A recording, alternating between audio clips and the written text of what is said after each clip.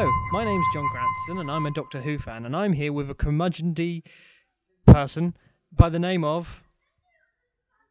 Wow, after all these years, you still don't even know my name. That's kind of insensitive, to be quite honest. I mean, I've been on YouTube probably longer than you. He's Just because you got more subscribers than me, I imagine, and your animation seems to be copied by some people.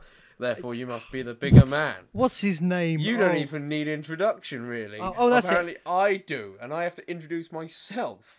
It's Chris Johnson. It's Chris Johnson, the CBBC. No. As I've said before, I have been called Chris Johnson, but obviously my name's Chris Thomson. Oh yeah, that one.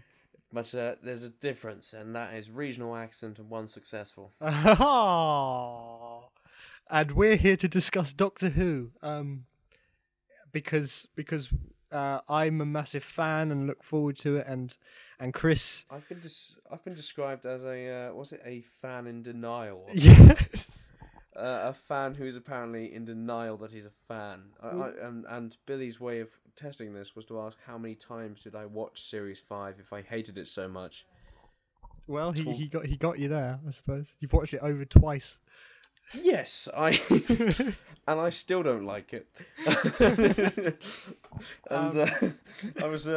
I said on Twitter about it that Series 6 looks actually quite promising in comparison to Series 5, but then again I compared that to David Tennant first starting. I didn't like him, and I then obviously grew with him as he performed. But I got someone saying to me, anyone who says that Series 5 was rubbish obviously didn't give it a chance. Yeah, and apparently you're an idiot if you still don't like it, and it's nothing to do with Matt Smith, and it's nothing to do with the writing as to why it could possibly be rubbish.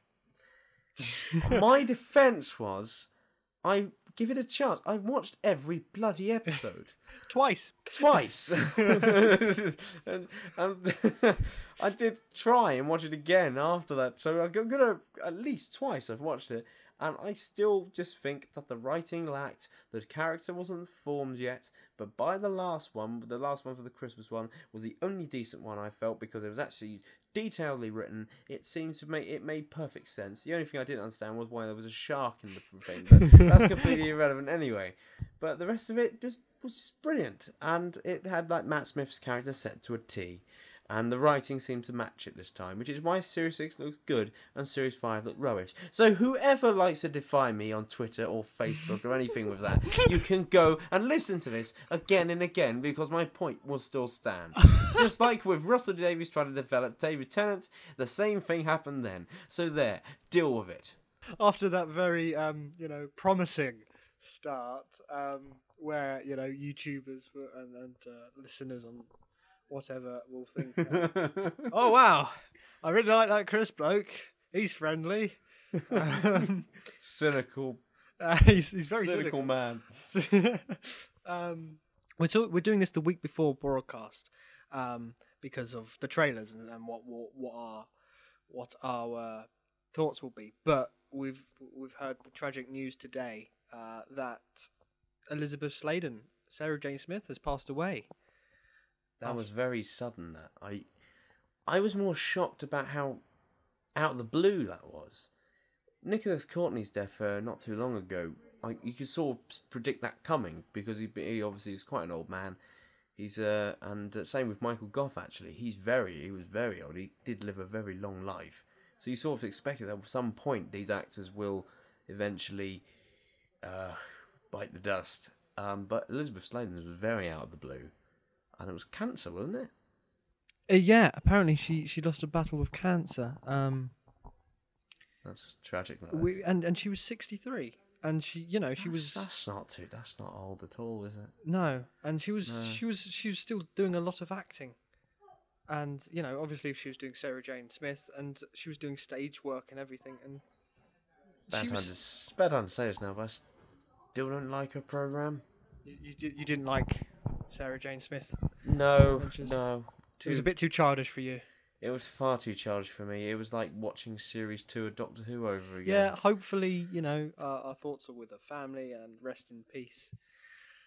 And like I said, it's tragic that it's happened a week before broadcast of Series 6. It's a sad shadow Well, to start with. if anyone But- believes in the afterlife, she'll still be watching it. But if you don't believe in the afterlife, then she missed something spectacular, unfortunately. Well, yeah, as what the trailers appear to be, and that is where we're coming in. I should point out I have not gone on the Doctor Who website. You've avoided a lot of and I have spoilers, stayed- haven't you, John? I've been I've been a very good boy. I'm very pleased with myself. It's driving me mad. I've actually got no fingernails. Oh, jeez. But yeah, not really. But yeah, I've just taken to rocking in the middle of the night and howling in the middle of the garden. What, in what Howling sense? at the In moon. like the Doctor Who Sting sort of thing? You're like, just oh, Meow.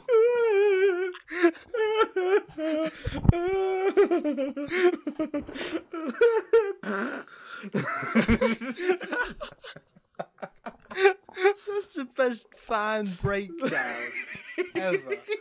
That's just the. And I don't. Christopher Thomson is not a fan of Doctor Who, yet he knows when a fan of Doctor Who breaks down, they will cry, making the exact sound of the Doctor Who theme tune. It's... The man is Thank you. Hypocrisy is my middle name. But anyway, back on the subject of Series 6. yeah. We've been... I've avoided spoilers. Yes, you've avoided spoilers, but there is one spoiler I know you know a few, don't you? Like some you've I know unfortunately stumbled across. I know that 10 minutes into the first episode, they'll be facing a massive problem. And apparently, in the opening two-parter, one of the 4 lead characters will die. Well, I've heard that's what happens in the first 10 minutes. In the first 10 minutes? Yep, someone will die in the first 10 minutes. And it's a definite death. Who do you think will bite the dust? I think it would be an interesting thing to kill off Amy and keep her dead, not in a parallel universe where she can keep whining her way back. Rose. I'm inclined to agree with you there, but I'll go through what I've assessed of it. River's song we can rule out completely because her death is set in stone, or else otherwise this whole timey-wimey crap it just doesn't add up. It doesn't work. So she dies in the 10th episode previously, or in the future, however way you want to look at it, you fans. But I thought you were going to call them something else for a second then. no, I'm keeping this polite because this is going after the kids. You fans. Such disdain in the way he said that. You have to rule out the Doctor because, let's face it, if you kill him off, that's the end of the series. Now, I don't think the BBC are going to be stupid enough to do that. And even if they did, it would just be a huge anticlimax because you know perfectly well they're going to have to bring him back somehow. It's like killing off James Bond. Yeah, Amy has died already. So I think repeating that would be just too samey. But so has Rory. Rory's died as well, yeah, so it's tied between one of them. And I think Rory probably, because the Series 5 ended on a very positive, happy marriage, even though she did want to snog the Doctor in some shrubbery. But I personally think that this happiness is going to fade rather quickly. But then I was thinking, I'm sure they're in other episodes, aren't they? So if it's in 10 minutes, then it has to be like a preview of an event that's yet to happen. Yeah, I have seen the BBC America insider things they've put up on YouTube, and he says he gets to take the Doctor to a really dark place where he's really wanted to explore for ages now. So that's a horrible innuendo if I've ever heard one before. That's smut. I don't believe is needed. That's one thing. I don't like about Series 5. It was the cheating aspect. But I don't like the whole cheating aspect. It's like, what message are you spreading? Basically, it's like, I think, John, didn't you post on Twitter, how is it that someone like Rory Williams ends up with Amy Pond? Yeah. And everyone was saying, because defending Royce, saying because he's cute. I said, well, I'm not inclined to agree there because I happen to be a heterosexual male, but I just think, how can a bumbling idiot like that be considered cute? It's a nice sort of more than make up for that cuteness. Yeah, it's kind of I suppose it's like a message to all of us saying, don't worry, fans. Someone, There's bound to be a pretty girl out there's there. bound to be a girl for you. Look at Rory. Yes. He dresses up as a Roman. Probably about 3 times it appears in his life so far. Yes. Yeah, actually, there's a picture in the Radio Times. Yeah, he's dressed up as a Roman in the latest series. Yeah. Series 5, basically, in short, was the progressive story of how the Doctor met adulterers and Romans, and also ended on a huge anticlimax of epic proportions when you have a huge cliffhanger and then suddenly the whole final episode is them running around in a museum. Right. Chris has before ranted about this, and we're really not supposed to be talking about Series 5 at all, but I'm going to defend Series 5 right now, the finale. You may try. The Big Bang. Right, okay. The Pandora Car Opens is a story of epic proportions. Yes, agreed? I agree with that, yes. The Big Bang is just as epic for different reasons.